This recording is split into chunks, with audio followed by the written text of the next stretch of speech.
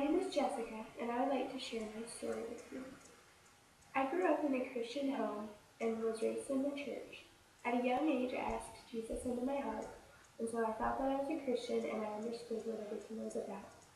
As I grew older, it became clear that I didn't really understand what Christianity was. As I got into high school, my life had become pretty much all about me and what I wanted and how I could get what I wanted. At this point in my life, I was desperate. I was desperate to find meaning, satisfaction, fulfillment, and self-worth, and I thought that the only way to get these things was by earning people's approval and by being a good person. I became very perfectionistic, and I thought if I could be a good enough person, be nice to everyone that I met, have a nice enough appearance, and perform well in school, then by doing those things I would be fulfilled, and I would be worthy of love, both from others and from God. At this point, I was interested in Christianity, and I would have said that I was a Christian, but I didn't understand what it was, because like I just said, I thought that I had to earn love and be worthy of it. As I went through high school, I put more and more pressure on myself to perform. Every time I would meet a standard that I set for myself, I would set the bar higher, because I thought that was the only way I could really maintain any work that I was earning.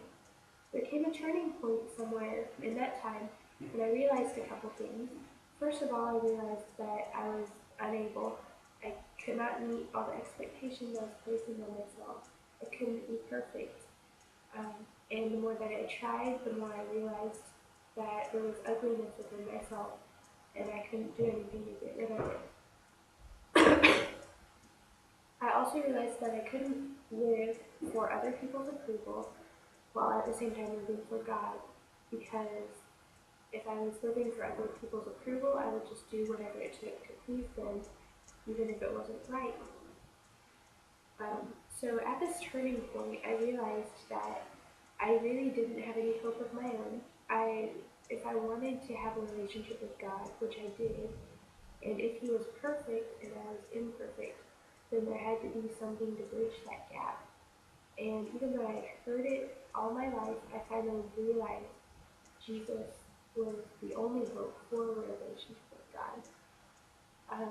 So in high school, I actually did give my life to God. I surrendered to Christ as my only hope for salvation and for a relationship with God. So now, in my life, I would describe it as secure. I have a relationship with God, but it doesn't come from any works that I have earned. It comes from the perfect saving work of Jesus Christ, which has already been accomplished, and it is not deserved, but is something that He freely offered to me. This gives me a sense of security beyond words, because I know that my relationship with God is based on something outside of myself and something that doesn't change no matter what I do. I still struggle with perfectionism, but I just have to remember that my relationship with God is not based on what I can do, but it is based on what has already been done for me. So thank you for listening.